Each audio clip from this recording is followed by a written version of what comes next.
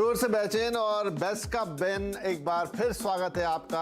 हम बातचीत कर रहे हैं कि यहाँ पर मुंबई में एक इनिशिएटिव लिया है बेस्ट ने।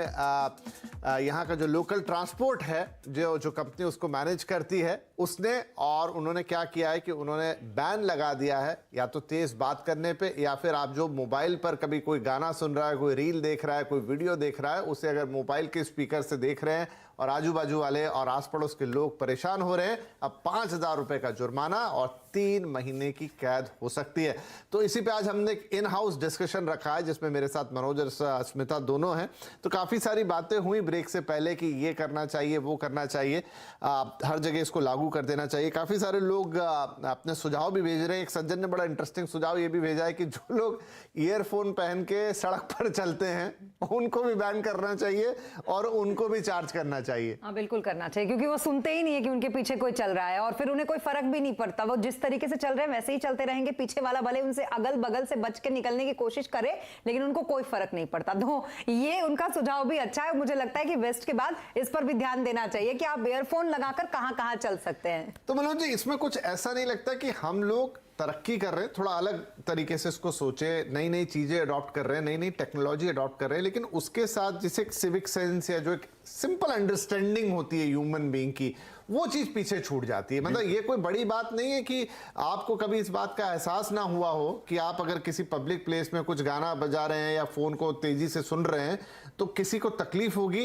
इतना तो सोचा ही जा सकता है। बिल्कुल सोचना चाहिए। देखिए विपिन जी, हम लोग 143 करोड़ हो चुके हैं भारतीय। शोर की बात हो रही है तो 143 करोड़ लोग कितना शोर पैदा कर सकते हैं, और अगर आप नहीं रोकेंगे तो एक दिन स्थिति क्या हो सकती है। हमारा टकराव इसलिए हो रहा है क्योंकि कोई 1980 में पैदा हुआ था, कोई 1960 में, 1950 के लोग भी, अभी 1940 के लोग भी, सब हमारे साथ हैं।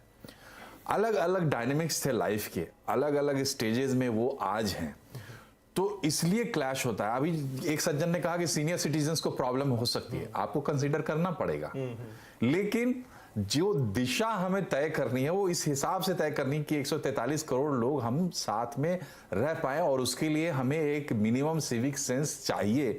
अब हम वो तौर तरीके अफोर्ड नहीं कर सकते जो हम पहले से करते रहे हैं। अच्छा, ये भी सही है। एक सवाल ये कि क्या पिनलाइजेशन एक तरीका है या अवेयरनेस, और फिर हमें अपने देश के जरा चरित्र को और लोगों को भी ध्यान में रखना होगा। अगर मैं दूसरे देशों का उदाहरण लूं, सिंगापुर हो गए, दुबई, इस तरह के जो जगमगाते से देश है, वहां के पीनल कोड्स बहुत ही स्ट्रिक्ट हैं। सिंगापुर में आप च्युइंगम नहीं, पहले तो बैन है कि वो बिकती ही नहीं है, लेकिन अगर कहीं आपने खा ली कहीं से लाके और कहीं कैमरे ने कैद कर लिया या किसी ने आपको देख लिया तो इतना हैवी पीनल वहां पर आपके ऊपर होगा, चाहे उसमें जेल है, चाहे आपकी क्या जिंदगी भर कभी दोबारा सोचेंगे नहीं। तो ऐसा नहीं है कि वो पुलिस स्टेट बनी हुई है, लेकिन उन्होंने अपने कानूनों को इतना सख्त रखा और लोग उसको पालन करते भी हैं। तो क्या ये भी एक तरीका हो सकता है?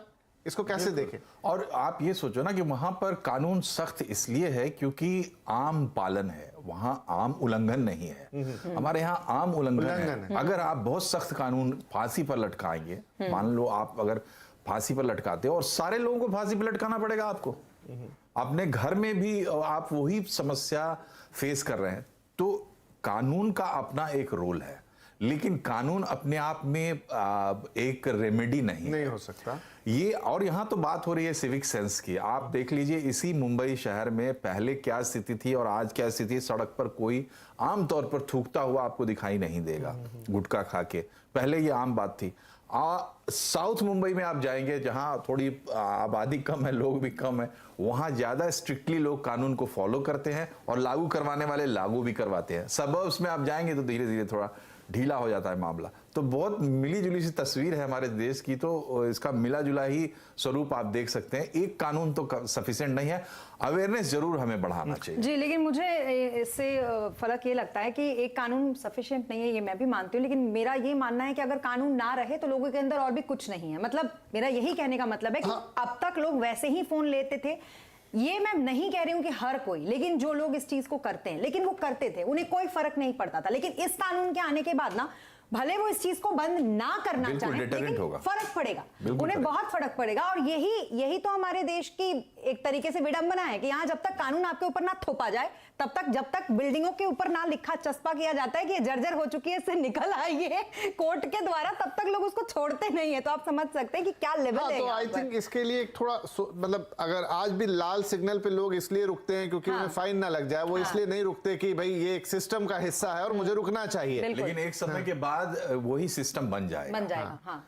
और एक और जो चीज मैं सोच रहा था जब बात हो रही थी, एक तो ये शोर होता है, दूसरा आज भी हमारे देश में इतनी गाड़ियां आ गई हैं, इतने टू व्हीलर्स आ गए हैं, लोगों की तरक्की हुई है, उन्नति हुई है, लेकिन वहां पर भी एक सेंस की कमी है, जो हॉन्किंग की समस्या है। बहुत बड़ी इतना ज्यादा हॉर्न बजाना, और प्लेजर हॉर्न जिसको कहते हैं ना कि आपको दिख रहा है कि गाड़ी नहीं हट सकती, आगे 4 और गाड़ियां, लेकिन आप हॉर्न पे मारे जाएंगे जब तक कि वो आप कुछ सोचते ही नहीं बजाते। बिल्कुल। अब इसमें भी एक बात है, जहां पर आप नो हॉकिंग जोन देखेंगे, जहां पर आपको पता है कि अगर मैंने बजाया तो चालान कटेगा, आप देखिए वहां पे नहीं बजाएंगे, वहां पर बिना बजाए अपना काम चला लेते हैं। तो ये कानून ना बहुत जरूरी है, स्पेशली हम लोग। कानून जरूरी है, लेकिन एक बात और है विपिन जी, बहुत छोटी सी बात मैं ऐड कर रहा हूं।